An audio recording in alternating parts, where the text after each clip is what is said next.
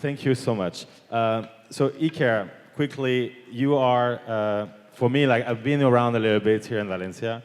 You're like, how do I say this without it sounds, bad for others? Yeah, you're the #1 guy here. No. Come on. You were like the entrepreneur who'd been around and been, putting this, together. You were at Flywire before, and now you're reinvesting. You're putting, together a lot of effort and energy with your team, with this amazing ecosystem. But you are a driver of this ecosystem, and you have a great mindset. You are like thinking for international. That's what I think. That's my opinion. I would say maybe 10 years ago, the fintech world didn't exist. Startups were not so popular. Now I think it's far more widespread. And definitely I think ecosystems are built on tractors. And maybe kind of 10 years ago, the company that we set up an office here, Peer Transfer at that time and Flywire today, kind of has helped. And I'm actually very glad that a bunch of people from there have gone, started companies, are investing in others, et cetera, and a lot of the talent kind of has grown and grown. And you're humble. So he's running a school. He's running a new district called La Pinada. I mean, you're a founder, and you have teams working with you. And also Zubi Labs, which is a venture builder or like a startup studio. And what I found fascinating to have you with Barbara is that you work in very, very similar areas, different ways.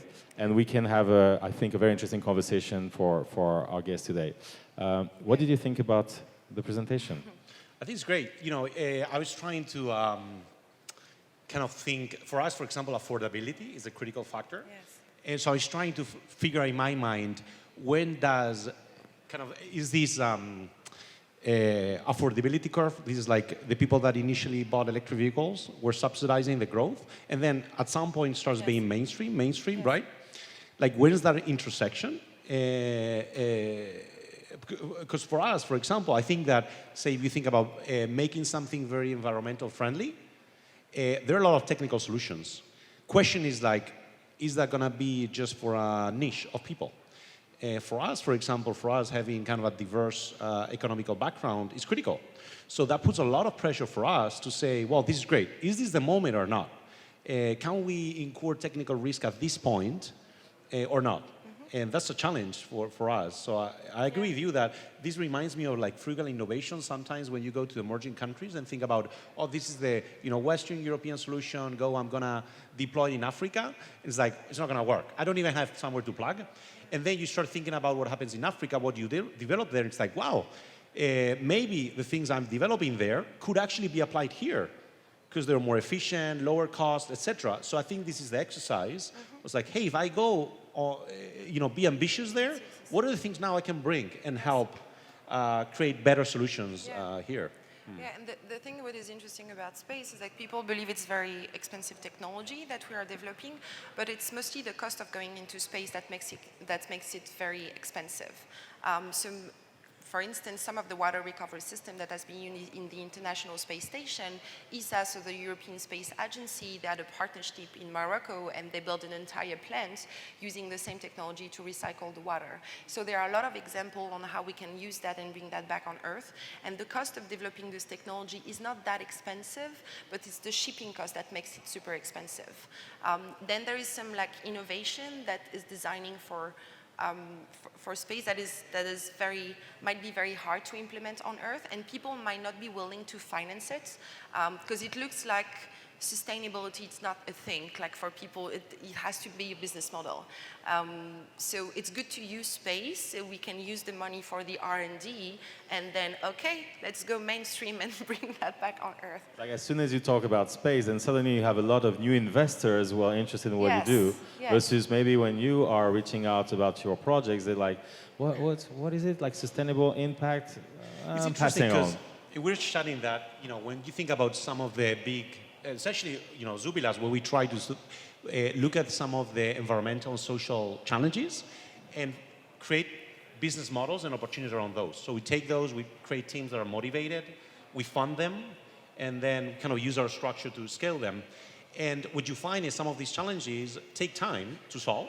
It's not just kind of immediate, but it's true that there is an aspect here which is the externality aspect, right now we're very used, when you pick up a car, essentially, by €1 you spend is between 10 and 12 euros of negative externalities that are not assigned to you. So it's interesting because with climate change and many other dynamics, if you start putting all those things, and I think the financial markets are evolving that way, the economics change. It's something that actually seemed very expensive, now starts being comparable. Yes. And I was just mentioning before before Barbara jumped, is that we don't focus on like super techy, unproven things. We take that when it's a couple of steps further and say, now let's take this mainstream.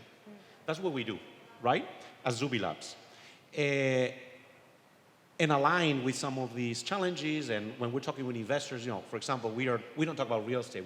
We talk about reinventing cities. So it's interesting how the world is evolving. And in terms of timeline, so we were also discussing this a bit. Is it what you are working on right now? Part of it can be done quite fast. Yes. Then the deployment in space is like. It's very long term. And for you, when you go out and you say, well, this has a timeline of maybe like 4 or 5 years, like building like a new district where you can experiment. How does it come into play with working with startups? So startups is like, it's today, right now. You need to show me your KPIs right away. Yeah, we like to say the La Pinada actually exists. It just happened that nobody lives there because there is kind of all this urban planning process. But the fact is that, every weekend we do activities. We have a community around that. We have thousands of people that have signed up from all over the world to live here. Initially, we thought it was going to be like families with children because this is born out of a school. And the fact is that like 60%, we have like seniors, we have internationals, we have digital nomads, and so on. And what we're trying to, in some sense, is build a district as a startup. So it's like Lean Startup applied to building a district in which you co-create with the future users. And you start doing all these different pilots and MVPs, etc. So we create like an open innovation space, which is La Pinada Lab, in which we involve corporates and startups, and we play with some of these questions that have, uncertainty, technical risk, so that when we go and actually spend the hundreds of millions that we need to make the district real, we have some of those questions solved. What's interesting in this process, apart from working with corporates and startups, is that what we find is that there's some questions unsolved. And now what La Pinada is really becoming is more like a corporate venture, launching startups by demand, which can not only solve problems for La Pinada, but for others. And that's how the structure is evolving. So we're launching for new companies along some of the themes that La Pinada needs to solve, which will have us as customers, but also the third parties. So it kind of multiplies the impact beyond. Barbara, you didn't tell us too much about kind of what is your business model, how you're approaching this at Interstellar Labs. Can you tell us a bit more and how that maybe this relates to this particular model? So basically, at the beginning, it's very interesting what you brought at the beginning when we started the discussion. How can we put those technology in every buildings? And it's actually a pretty costly technology. And so that's one of the reasons why it's not implemented everywhere, because it's very hard to implement, and it's very expensive. And people are not right now willing to pay more for sustainability. As we were saying, this is not a thing. So we need to make technology affordable. And so basically, I moved from just like building the engine, the life support system, and like the recycle water, all the stuff, to building the house. And when we were facing the market and be like, okay, we should like sell the houses, and I was like, no, there's like a mismatch between what we have and what the market has. And also when you build a house and your objective is just to sell houses, you want to make a profit between the cost of the house and how much you're selling it. I was not aligned because it was like basically my incentive was to reduce the cost of investment of like building the house, where what I'm doing is like investing a lot of like in very long-term technology. So to answer your question, basically the way we're doing it, we're building villages. So not as a district, not as big as what you guys are doing, but we're doing like small villages for like 50 people to live on Earth. It's not about space. Of course, it's with NASA and it's very cool and there's a lot of technology, but it's to live on Earth sustainably with the environment. So it's like a co-working, co-living approach, and you go there, you experience science, you learn more about the planet, about the climate, but small villages, like Jurassic Park without the dinosaurs. Can people from this room can join one of those villages? Yes, sure, yes. It's not open yet. Give me a year, please. And you can put those villages anywhere, or there are certain environments that are more interesting? No, so that's the thing with the house we're designing, is that you don't need access to water, you don't need access to electricity. You can put it anywhere. Of course, there are some adjustments. If you're like on a desert, that we need to generate the water. If it's on a very rainy region, we can just like use like rain catching systems. But it's basically, it's like, you know, plug and play. And what about regulation? That's something I've been asking, you know, previous panelists. On both sides, like your area, I would see this as like, okay, this is a city urban development plan, so you have to play with those timelines, and probably, you know, some regulations can change, etc. On your side of things. Oh, it's a very interesting question. So it's, at the end, honestly, I think regulation will define where we go for the first location. We're looking at very, very different locations right now. And like which one? Los Angeles, Chile, Costa Rica, Hawaii, and much more to explore, and in Europe after as well. But yeah, it's not, regulation is not an easy thing. You know, in the United States, in Florida, for instance, I discovered that it's insane. You are not allowed to be off-grid. In Florida, if you want to build a house, you need to go through like the department state, and you need to choose among the people they're working with. So it's like a mafia, and so you cannot be sustainable. It's people insane. In the room are like, no, it's not, cannot be right on. And what about here? It's interesting because I think that when we're thinking about you know, regulations not coping with the speed that technology is moving. Yeah. Sometimes I think, is regulation coping with the speed we need for the survival of the planet? Yeah. And, you know, when you look at the financial crisis, etc. That was a quote, like that's like a bomb, you know? Like social media quote, please tweet that. Are regulations fast enough for the survival of the planet? Yes. Because the thing is, like, the financial crunch was an opportunity to, say, for some industries, etc., to do a bit of cleaning, right? And eliminate a bit of the fat that maybe you had consolidated. But the regulations and administration process has not changed. So when you think about some of the things like climate change, we're taking kind of this lobby for sustainability angle, which is like, hey, you know, just an example, right? And we think about affordability. If the law says you need to build a bunch of parking spaces for your private car, that consumes public space, also increase cost. If I'm betting for, you know, share models, you know, proximity shops, etc., in which maybe there's not such a need to move around and just kind of on-demand services, why do I need, instead of having more parks, do I need more parking space? So this is, you know, as a silly example, very basic example, but it's not in sync what's best for the world and for the people to what the law says, right? And the law is made sometimes to address risks and to minimize risks. But sometimes it's missing the bigger picture of like, what's the risk for humanity? Sometimes, you know, I tend to be optimistic by nature. Sometimes I even think about what's the tipping point in which we're too late. But it's true that the sense of we're good as humanity sometimes when we all see big problems working together, right?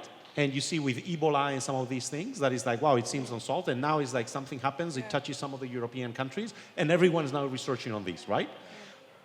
So what's the tipping point in which is really going to mobilize all the things that we need to do?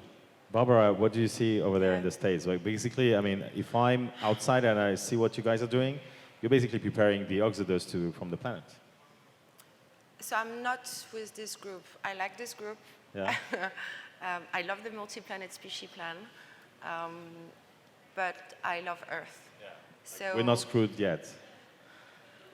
It's close. I mean, I think we don't have that much time, actually. So what I'm worried about is how we can bring like more consciousness to people. So we talk a lot about it. It's very interesting to look at it. We talk a lot about it, but there are not that many players that are trying to make a change. And so we are still bipolar, kind of. Like we know about it, but we don't completely jump to make a change. So when is the tipping point? When will we like completely jump on board and realize that, oh shit. And it's not the planet that is going to disappear. It's basically the climate that is going to change. And so it's more our species that will be in danger. And at the rates, I mean, I don't want to sound like a bummer, but we are just like going through a mass extinction of the species on this planet right now. Like 50% of the mammals are gone. The rates the insects are disappearing is like 8 times faster than we expected. So if insects disappear, then the birds disappear. And I think we are part of conscious about it, but there's still something, I don't know. I feel the energy, but... sometimes we try to, we are very action-oriented. So at the same time, kind of optimistic. So when we find problem, we say, what can we do about it? Yeah. Maybe it's not, it's the best thing we should be doing. Yeah. I don't know. But at least we do some action, and maybe we get all those. I mean, for us, it's the big opportunity also for people to see, hey, with their work, not only can they, make a living, etc., but actually they come to you because of this, actually. Like a lot of the talent who come to work with you is because they're conscious and they're worried, and they're like, there's no way that this is going to be the end, so I want to work with you guys. Yeah. So that I can, pursue this type of action. That's why, setting up, Flyware as a fintech, which I think, as a company startup, when I started up, it was, how can I make the world a simpler place? Because moving internationally is complicated. Should the money get lost when you send it around the world? It's crazy, right? Doesn't make sense. But then, over time, what I realized when I moved back to Valencia from Boston, from MIT, is that at the end, technology and startups are a tool. Sometimes I use this example of it's a knife, right? With a knife, you can kill your neighbor, right? Or you can, prepare apple pie with your children. So it's the same thing. So I decided that I wanted to use startups and technology for good. And while providing market returns, et cetera, also have this positive impact. Because I think there's enough smart people working in technology broadly, but there's more to be done on impact ventures and even creating success stories that is like, okay, I get it now, right? Yes, please. Yeah, I just want to add that I sounded a little bit dystopian when it's I was. Okay, yes, no, but I'm not. Actually. I want to finish with this sort of positive, note so that so everybody gets excited after this. It's very important to see the utopian future. So we are at a time right now where we are designing the future of humans on this planet, and we need to think about it in a very positive way. What I don't like about SpaceX, I mean, I adore them, but it's like, oh, if there is something happening, we need a plan B to get off planet. It's a very dystopian future. I'm more on a very optimistic future on this planet, and I believe we can still do it. So it's all a question of hope and how we see the future. So if we see a lot of people like us and be happy in doing the thing that we're passionate about, it's going to happen. If we only talk about the dark side, then the dark side will happen. So we need hope. We need positive energy. It's optimistic. Exactly. So continuing that and then building on that, I would say, if you're a corporate startup, if you're looking to join some, talk to me. Let's say hi, or to Ignacio. Then raise your hand, or to Miguel. Okay, raise your hand. Here you go. Okay, very proactive guys. Catching up on email. So let's talk. Yes, let's do that. Or our ventures, even the city we're doing, it just touches so many different things. And I hope that you two guys as well will have you'll find a way to collaborate and work together, and you can talk about it next time we are here doing an event. Yes. Thank you. Please give them a very warm applause. Thank you so much for your time with us.